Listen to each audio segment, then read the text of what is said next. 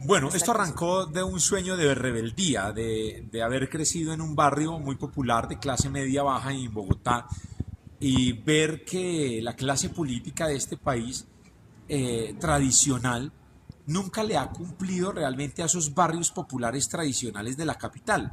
Y siempre vi de niño cómo la clase política iba estrictamente para las elecciones por los votos y veía yo pancartas y carteles por montón, pero jamás los veía de carne y hueso, o sea, jamás los vi caminando mis calles. Y mis calles permanecían siempre en barro, no había una sola gota de asfalto en mi territorio donde yo crecí. No teníamos ni parque, teníamos un colegio en una estructura prefabricada. Entonces yo crecí como en una juventud rebelde Ujú. y un día opté por meterme a participar en el liderazgo del barrio, en mi barrio allá en Fontibón que se llama Atahualpa. En aquel entonces nació como una invasión hace muchísimos años, 30 años atrás. Y cuando arranca eso, la historia del barrio, pues yo vi que no avanzaba, no había progreso, y yo me meto en el internet a ver cómo eran los cargos públicos. Y encontré que existía el edil, el concejal, el representante a la Cámara, el senador en Bogotá, que en las regiones estaba el diputado, el gobernador y que habían representantes de la gente. Y vi que la Junta de Acción Comunal era un escenario importante de participación y que la gente podía empezar con 16 años y sin tener cédula. Y yo para esa época tenía 16 años. Dije, uy, aquí puedo, porque el resto tocaba ser mayor de edad. Entonces me metí ahí y empecé a ver en los perfiles de todos los presidentes históricos de este país. Y veía que no habían sido la mayor cosa. Entonces, sí, ¿qué tienen esos manes que no tengamos nosotros? Y ese día me decidí por proyectarme y tuve una visión con seguridad que Dios me puso en mi mente de ser presidente de este país. Y de Y aquel entonces a hoy ya han pasado 20 años. Y todos los días he trabajado por ser presidente de este país. Así arrancó, pero bueno, tocaba estudiar. Entonces, en ese trasegar, primero arranqué en la universidad pública a estudiar ingeniería, estudié en la Universidad Distrital, allí ingresé a mi primer ciclo académico, luego pasé a la Universidad Libertadores, luego a la Javeriana, luego pasé a la Gran Colombia y ahora en el externado. En esas universidades que he pasado ya he obtenido el título de tecnólogo electrónico, soy ingeniero electrónico, soy economista, soy abogado, tengo perfil de magíster en economía y ahora me titulo, ya terminé todo mi proceso académico y ahora seré este año PhD en Derecho Constitucional.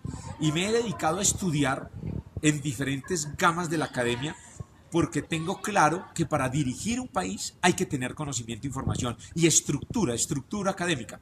Y por eso o hago esto, se me convirtió esto en mi pasión, en lo más hermoso que hago en mi vida. Todos los días me levanto feliz de hacer esto que hago. Lo amo con todo mi ser y estoy convencido que si yo volviese a nacer, cuando alguien quiere ingresar a la vida militar o policía, su último rango es ser general. Pero hay una escala de subteniente, teniente, capitán, mayor, teniente coronel, etcétera, ¿verdad? En la política prácticamente sucede lo mismo, ¿cierto? Entonces, yo empecé a hacer esa escuela desde el rango más bajo de la política, que es ser líder comunal. Luego, cuando ya me hice mayor de edad, logré convencer a todos los vecinos de mi territorio y empecé a hacer muchas obras, sobre todo sociales, no tenía un peso para hacer nada, pero empecé a hacer mucha gestión con lo que me daban las manos y mi mente, con mis sentidos. Entonces logré hacer mucha gestión, vinculé a la parroquia del sector, a los abuelos, hice grupos de abuelos, a los niños, les hacía actividades de recreación, de ocupación del tiempo libre, para evitar que la delincuencia se tomara a esos pequeños en el camino. Entonces eso me dio mucho reconocimiento en el territorio. La primera elección era ser edil y tuve mucho miedo de hacerlo. Les comparto, mucho miedo. Yo tenía 19 años, yo era un niño y tomé la decisión de ser edil y yo veía que se habían lanzado en las últimas elecciones 1000 personas y solamente llegaban 9.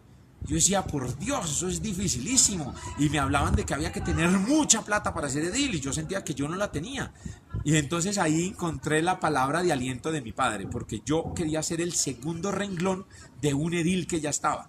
Y él me había prometido dejarme unos mesecitos de edil si ganábamos en la reelección de él. Y mi padre me dijo, no señor, solo lo apoyaré si usted es cabeza de ratón. Usted nació para ser cabeza de ratón, no cola de león. Y entonces son palabras que aún recuerdo y que tallan siempre en mi cabeza para arriesgarme y saber que uno puede ser quien lleve la bandera adelante de toda una estructura de ideas de amigos, de una intención que tengamos en colectivo, en comunidad. Entonces, solamente debes arriesgarte. Y pues mi padre, yo soy católico, y en mi familia y nos infundieron una fe superior en Dios, y yo lo creo, y he sentido de que Él también ha sido el que me ha acompañado. Pues me lancé de Dil a los 19 años y solo sé que conquisté, me subí a las bucetas a hacer campaña, iba puerta a puerta, cual pastor de iglesia evangélica, con respeto lo digo, iba y tocaba las puertas, iba y profesaba mis ideas, y logré sacar, con mis 19 años, logré la máxima votación de todos los ediles que de forma histórica alguien haya sacado en ese territorio.